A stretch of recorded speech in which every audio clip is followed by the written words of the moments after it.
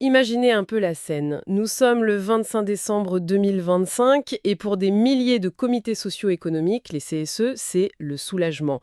Une nouvelle de dernière minute vient de tomber juste avant les fêtes. Une date limite, une date butoir qui approchait dangereusement vient d'être repoussée.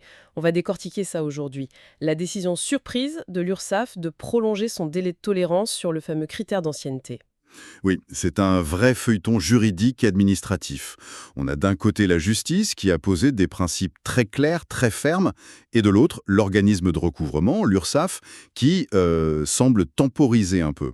La question de fond, c'est qui a droit aux avantages du CSE et sous quelles conditions? Alors, commençons par le début. Le coup d'envoi, c'est la justice qui le donne. Que s'est-il passé au printemps 2024? Ça a pas mal secoué, non?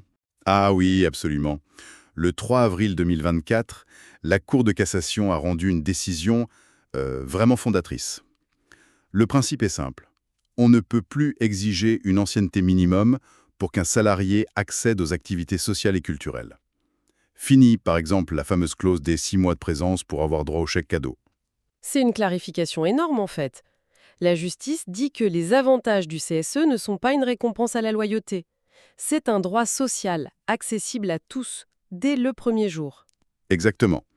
Et elle ne s'est pas arrêtée là. Un an plus tard, en mars 2025, une deuxième décision vient enfoncer le clou. Et là, ça va encore plus loin.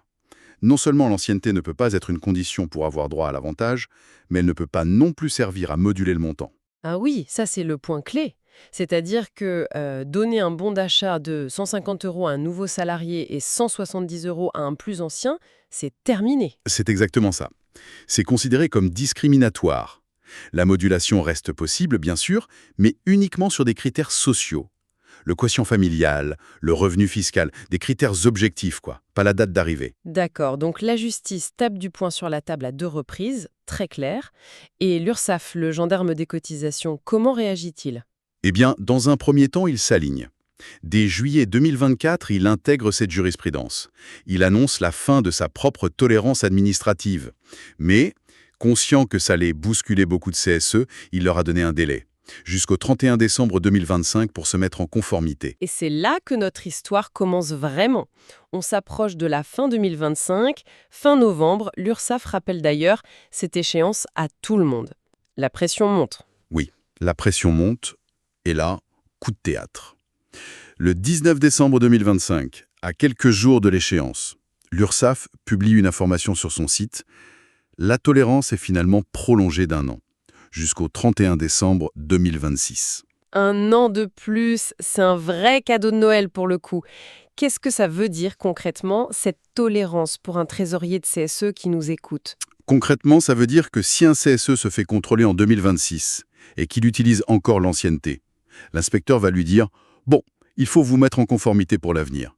Mais il n'y aura pas de sanctions financières sur le passé, pas de redressement. L'URSSAF ne réclamera pas d'arriérés de cotisation. C'est ça le point crucial. » C'est un sursis, pas une annulation de la règle.